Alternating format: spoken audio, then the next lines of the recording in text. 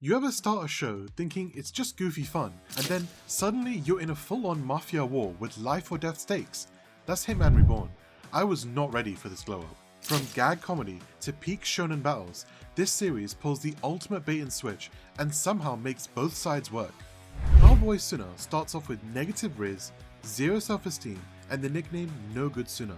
But thanks to a certain suit-wearing infant, he's about to become the boss of the Vongola Mafia family.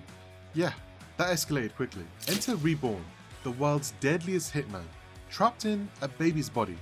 He pulls up to Tsuna's house and immediately starts turning his life upside down. The Desperation Bullet fires you up by literally killing you, then reviving you to do whatever you had the resolve for. It's unhinged and it works. The Vongola family isn't your average mob organization, they're generational, and every boss inherits the will and legacy of those before them. Tsuna's next in line, even if he wants nothing to do with it. But when threats come knocking, Tsuna realizes running isn't an option. He starts stepping up, not just for himself, but to protect the people around him. And that's where his true strength shows. Reborn doesn't just drop Tsuna into this alone. Slowly but surely, he assembles Tsuna's inner circle, the Guardians. Former classmates, weirdos, and rivals all join up, and by the time the real battles hit, they've turned into a team of absolute beasts. Each Guardian channels a specific flame attribute that aligns with Tsuna's leadership and growth, reflecting the kind of mafia boss he's becoming. The power system in Hitman Reborn isn't just a gimmick, it's actually deep. Dying Will flames represent emotions turned into energy, and every character fights in a way that reflects who they are. The Sky Flame, Tsuna's main type, is all about harmony and bringing people together. It's basically the glue of the team. The Storm Flame, used by Gokudera, is raw destruction, chaotic, explosive, and unpredictable. Rain Flame is all about tranquility. Yamamoto channels this through fluid, sword-based combat that's as calm as it is deadly. Then you've got Sun, Cloud, Mist, and Lightning, each with unique traits like regeneration, independence, deception, and defense. Every one of these flames changes how battles play out, especially when paired with stuff like the Vongola rings or box weapons. Tsuna's journey from zero to boss isn't just mental, it's packed with power-ups that hit hard. His initial boost comes from the Desperation Bullet, but he quickly outgrows the need for constant dying and reviving.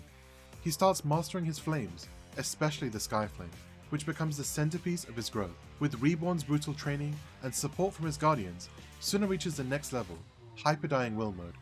This version gives him crystal clear awareness and battle sense. No more mindless berserker rage. Tsuna also gets access to high-level gear, like the Vongola ring and box weapons, including the Sky Vongola box, which contains the Guardian Lion Natsu. He trains hard to master these tools, combining them with his raw potential to become a leader who doesn't just react, he dominates. Over time, his signature move, the X-Burner, evolves from a wild, uncontrollable blast into a focused, precise weapon.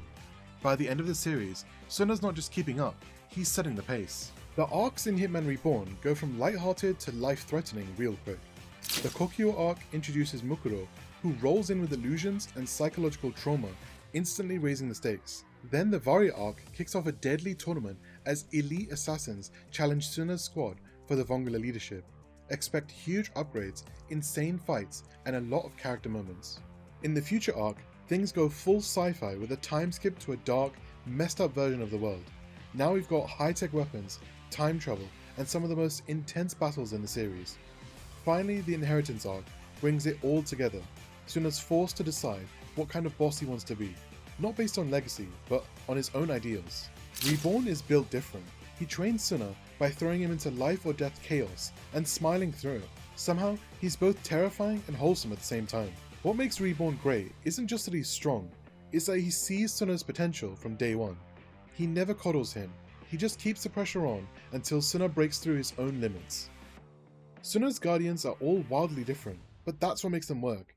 Gokudera is explosive in every sense, hot-headed, fiercely loyal, and always throwing dynamite like he's got unlimited pockets. Yamamoto starts as a happy-go-lucky baseball player, but give him a sword and suddenly he's slicing illusions in half with style. Ryohei is pure hands. His solution to everything is to just punch it harder, and honestly, it kinda works. Hibari is a lone wolf. He doesn't care about the mafia, the mission, or the team, but he'll throw down if someone messes with his turf. Chrome and Mukuro bring the dark energy, illusion users with tragic backstories, and some of the most creative fight moments in the series. Lambo is the comic relief that eventually comes full circle, because yes, even the annoying electric cow gets a glow up. Together, they make the Vongola feel like a real found family, full of tension, chaos, and love. Hitman Reborn takes its time to heat up, but once it does, it's non-stop.